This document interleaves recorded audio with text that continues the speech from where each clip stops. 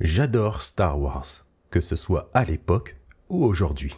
Voilà, c'est important de commencer la vidéo de cette manière vu le titre de cette dernière. Ça évite de croire que cette vidéo est là pour suivre une mode à défoncer les choses sans retenue parce que telle ou telle chose ne plaît pas. Si vous pensiez ça, vous vous êtes trompé. Ce n'est pas le but ici, puisque même s'il y a des choses qui ne me plaisent pas, et Dieu sait qu'il y en a beaucoup, notamment concernant par exemple Dave Filoni et sa manie à retcon ce qu'il souhaite, malgré tout, je ne vais pas retourner ma veste parce qu'une chose me déplaît en crachant sur Star Wars et en criant Star Wars est mort. Je suis cette licence depuis un petit peu plus de 20 ans. J'en ai connu des mauvaises choses avec Star Wars, et ce n'est pas pour autant que j'ai lâché et que j'ai commencé à m'acharner dessus. Donc non, Star Wars n'est pas mort, ne va pas mal, il n'y a pas de mort à Disney, etc. Bonne humeur, bonne année, meilleurs vœux, et surtout, bonjour à tous, j'espère que vous avez la forme. Malgré mon amour pour cette licence, il est important pour moi de parler tout de même des choses qui vont mal avec Star Wars et sa gestion des projets, notamment séries. Bien sûr, tout ce que je vais dire ne reflète que ma seule pensée, je ne suis pas du genre à généraliser. 10 décembre 2020. Vous vous souvenez, je pense tous, de cette image avec toutes ces fabuleuses annonces concernant les nouveaux projets Star Wars.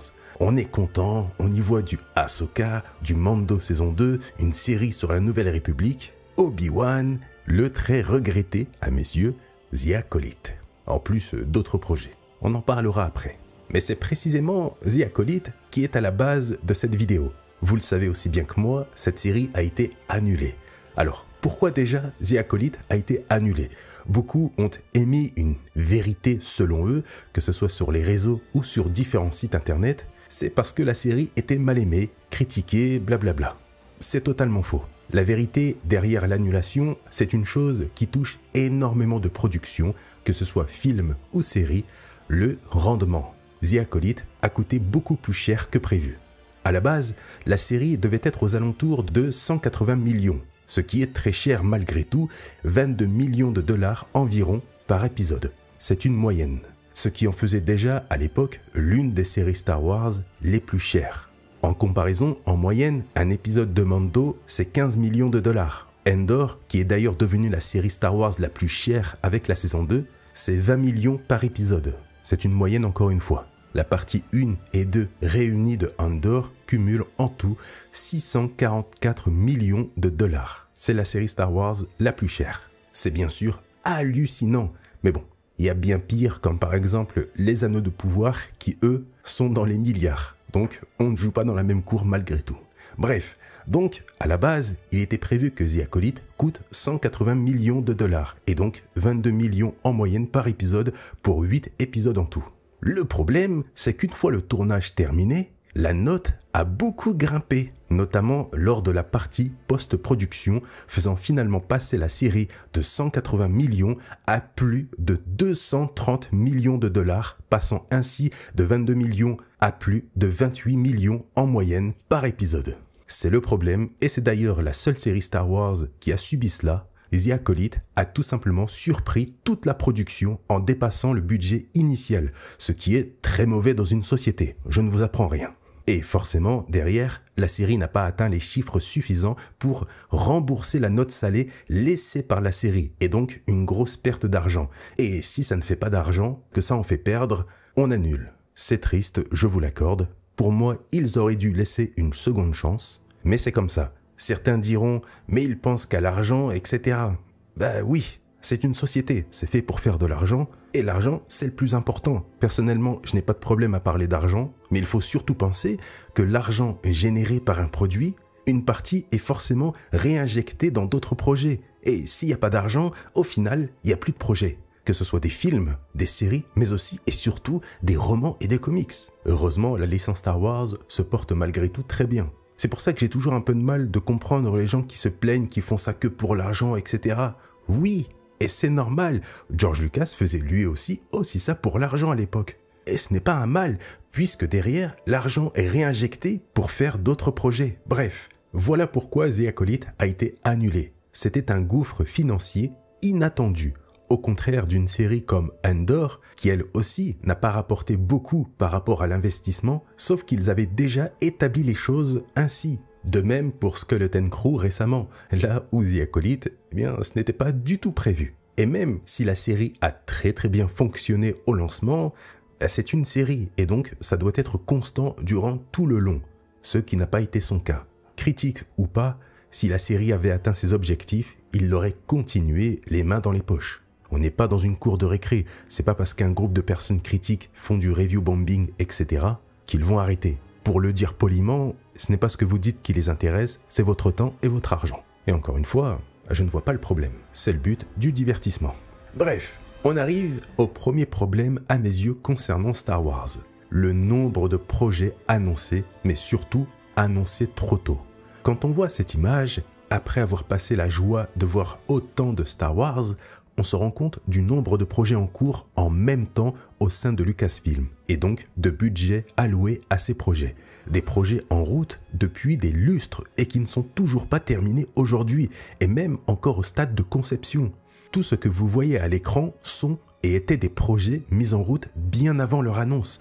The Acolyte, typiquement, la conception a débuté en avril 2020 pour finalement sortir en 2024. C'est hallucinant l'espacement qu'il y a entre le début du projet et la sortie. Et forcément, énormément d'argent est injecté pendant ce temps-là, et plus leur conception est longue, plus le budget grimpe, et donc les attentes de rendement deviennent élevées. C'est un cercle vicieux. Dites-vous que si l'un de ces projets pas encore sortis n'est pas annulé, des gens travaillent toujours dessus, et donc de l'argent est alloué à ce projet. Même si le truc est mis de côté, il y a des gens qui bossent dessus ou qui ont bossé dessus. Pour moi, il y a beaucoup trop de projets Star Wars en parallèle. Alors, je ne doute absolument pas qu'ils ont des experts concernant la maîtrise du budget, surtout depuis The Acolyte, mais à un moment, avec autant de projets, il est normal de voir des séries annulées. Typiquement, Rangers of the New Republic, qui devait mettre en scène le personnage de Cara Dune, a été annulé. Beaucoup ont émis l'hypothèse que oui, c'est parce que l'actrice a été virée, etc. Franchement, qui croit ce genre de choses? Des recasts, ça existe. Ils auraient remplacé l'actrice sans problème pour faire la série. D'ailleurs, ils l'ont fait récemment avec le décès malheureux de Ray Stevenson. Ça reste une hypothèse bien sûr, mais s'ils ont annulé cette série, c'est parce qu'ils se sont sûrement aperçus que ça commençait à faire beaucoup là comme projet, et que l'intérêt était d'ailleurs porté ailleurs. On n'annule pas une série pour un acteur, qui plus est viré. C'est le premier problème à mes yeux, le nombre de projets qui n'aboutissent pas ou finissent par tellement traîner que l'argent injecté dedans ne peut plus produire de bénéfices. Et à cause du trop grand nombre de projets en parallèle, eh bien certains sont mis à la trappe. La série Obi-Wan a d'ailleurs failli être sacrifiée aussi. Heureusement qu'Ewan McGregor était présent et qu'il a participé à la production. Le deuxième problème que j'ai, il rejoint un peu le premier, des projets annoncés bien trop tôt pour des sorties bien trop tard et par moments pas de sortie. Typiquement, encore une fois, The Acolyte a été annoncé en 2020 pour finalement sortir en 2024. Je trouve ça, personnellement, un peu tard. Là où tu es chaud à l'annonce de la série et de son speech, est-ce que tu le seras toujours autant 4 ans plus tard? Personnellement, non. Je ne dis pas que ça doit sortir l'année prochaine de son annonce, mais je trouve que pour cette série, qui était tout de même prévue en interne pour être quelque chose d'énorme, ça a mis un peu trop de temps à sortir. Beaucoup ont oublié The Acolyte ensuite. Peut-être pas vous, mais l'intérêt pour la série a forcément baissé avec les années. 4 ans, c'est beaucoup. Bon, bien sûr, ça ne m'a pas empêché d'aimer la série, mais tout de même. À mes yeux, c'est un gros problème d'annoncer un projet des années avant sa sortie. Et c'est ce qu'ils ont fait. Alors je sais que c'est aussi une question d'investisseurs, d'actionnaires, etc. Blablabla, faut les rassurer et tout. Mais il faut penser que les premiers investisseurs, c'est aussi nous. Notre investissement, comme je l'ai dit, c'est notre temps. Et le temps est précieux. Donc forcément, on est chaud lors de l'annonce. Mais si c'est pour voir le truc dans 5 ans, bon, à part si tu t'appelles GTA ou Cyberpunk, on souffle. Et encore, ma comparaison est foireuse. Ce sont des médias différents. Mais pour rester dedans, ça me rappelle un peu Microsoft, avec Xbox, qui font des annonces type The Elder Scrolls 6 des années avant une future sortie. Bref, bon, bizarrement, malgré tout, c'est plus trop le cas aujourd'hui. J'ai l'impression qu'ils ont compris que c'est inutile d'annoncer des trucs qui arriveront dans 5 ans et plus, du moins pour les séries, parce que les films, ça reste malgré tout un sujet différent, ça ne se prépare pas de la même manière, etc. Je ferai une vidéo d'ailleurs sur les prochains films. Mais typiquement, en voyant ça, la série Lando, on ne sait pas où ça en est. Un coup, ça devient finalement un film, puis ça redevient une série, Donald Glover participe à l'écriture, puis plus rien, puis on ne sait pas si c'est finalement un film ou une série, etc. Vous voyez, ça typiquement, ça leur coûte de l'argent inutilement. C'est en route depuis un bail, mais ça bouge pas. Et nous, de notre côté, là où il y avait sûrement des gens qui étaient chauds pour une série Lando, en pensant en plus de ça que ça ferait revivre le personnage du jeune Han Solo et donc faire revenir Darth Maul, etc. Eh bien aujourd'hui, franchement, on n'attend plus rien de cette série. Star Wars, A Droid Story, bon, rien que le titre, j'ai envie de m'enfiler une dizaine de bâtons de la mort, et Rogue Squadron, à la base, c'était un film, puis finalement ça réfléchit à en faire une série, puis finalement ce sera un film. Et nous, encore une fois, de notre côté, l'intérêt qu'on avait à la base pour ces projets n'est plus forcément le même qu'avant. On change, on évolue avec les années, et notre intérêt est porté ailleurs à force d'attendre. À la rigueur, pour The Acolyte, qu'elle soit en route depuis 2020, ce n'est pas un problème. J'aurais préféré avoir l'annonce officielle du projet en décembre 2023 pour finalement avoir la série en juin 2024. Je suis sûr, et je mets ma main à couper, que l'intérêt pour la série n'aurait pas autant baissé. On n'a pas besoin d'annonces prématurées. Ça, c'est le rôle des rumeurs et des leaks. Faites votre série de votre côté pendant 3, 4, 5 ans, puis lorsque la production arrive à sa fin, hop, annonce en fin d'année, tout le monde est content et l'intérêt reste présent, puisqu'on n'a pas à attendre 4 ans plus tard pour voir le projet. Vous voyez, typiquement, Tales of the Jedi a été annoncé officiellement en avril 2022 pour une sortie en octobre 2022. C'est de ça dont je parle. On n'a pas besoin d'annonces prématurées. Ça casse tout l'intérêt. Ce qu'ils ont fait avec Tales of, c'est ce que j'aimerais voir sur tous les projets Star Wars. Et a priori, aujourd'hui, c'est le cas. Ils ne font plus d'annonces prématurées. Ils ont compris qu'on n'en avait rien à faire qu'une série soit annoncée, mais qu'elle sorte 5 ans plus tard. Dans ce cas, tu l'annonces pas. Alors qu'en interne, je peux vous dire qu'ils carburent encore énormément sur différents projets Star Wars. Et ce genre d'infos, comme je vous l'ai dit, c'est réservé aux rumeurs. Là au moins, il n'y a pas l'empressement de l'attente pour eux, et nous, puisqu'on ne sait rien, on n'attend rien. Et lorsque ce sera annoncé, si la sortie du ou des projets arrive très vite, tout le monde est content. Mais même s'ils ont compris, il y a encore des projets en attente annoncés à l'époque. Dernière chose que je vais mettre en avant à mes yeux et qui est un véritable souci avec les séries Star Wars, il y a trop de monde qui travaille dessus. Alors de nouveau, c'est ma seule et unique vision que j'expose. Mais pour illustrer mon problème, voici le nombre de personnes qui ont travaillé sur l'écriture de The Acolyte et le nombre de réalisateurs répartis sur seulement 8 épisodes. C'est pareil pour Mando, même s'il y en a un petit peu moins. Mais on parle de nouveau tout de même d'une seule saison pour 8 épisodes. Des épisodes en plus avec des durées, c'est affligeant. Alors, je sais que c'est une chose qui arrive très souvent avec des réalisateurs différents par moment pour certains épisodes et même plusieurs scénaristes. Je comprends. Mais quand, pour une saison de seulement 8 épisodes, tu as 10 scénaristes qui travaillent sur le scénario et 4 réalisateurs différents, à mes yeux, le travail sera forcément dilué. On ne peut pas respecter l'idée précise de départ avec autant de visions différentes sur des séries comme Star Wars, qui sont très courtes. Surtout, en plus de ça, mettre en relation des scénaristes qui ne se connaissent pas forcément, ou des réalisateurs qui vont avoir des visions différentes concernant la mise en scène par rapport aux réalisateurs de l'épisode précédent. Typiquement, Obi-Wan Kenobi n'a eu qu'une seule réalisatrice pour les 6 épisodes et 4 scénaristes. Quoi qu'il arrive, on garde la même réalisatrice tout le long avec sa vision concernant la série. Andor, de son côté, ça reste plus acceptable, surtout que là, on a 12 épisodes. The Acolyte, qui est une série encore une fois que j'ai adorée, a certes seulement 4 réalisateurs, mais 10 scénaristes.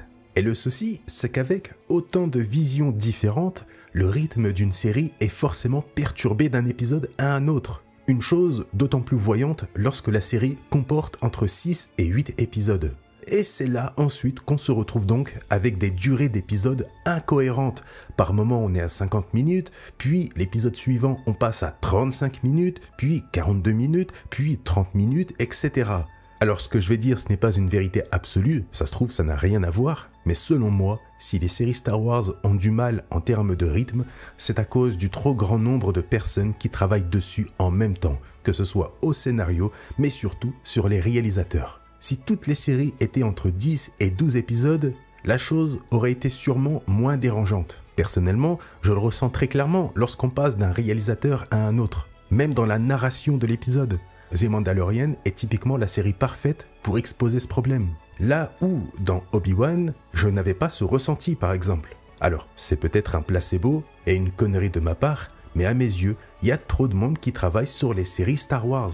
Dans ma logique, je ne généralise pas, un seul réalisateur devrait réaliser tous les épisodes d'une série Star Wars, avec pourquoi pas par moment un autre réalisateur qui vient l'épauler en seconde main, mais toujours avec le réalisateur principal dessus. C'est le plus gros souci que j'ai avec les séries Star Wars aujourd'hui.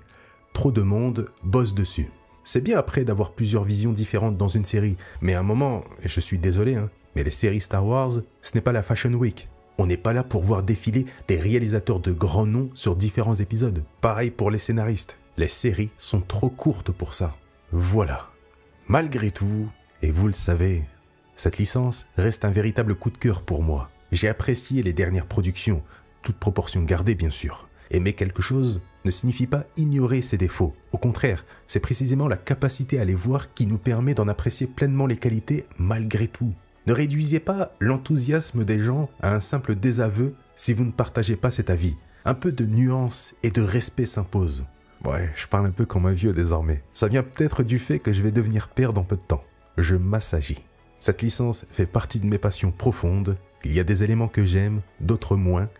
Je ne peux pas lui tourner le dos pour satisfaire une minorité. Ça ne m'intéresse pas. Merci à tous et à la prochaine.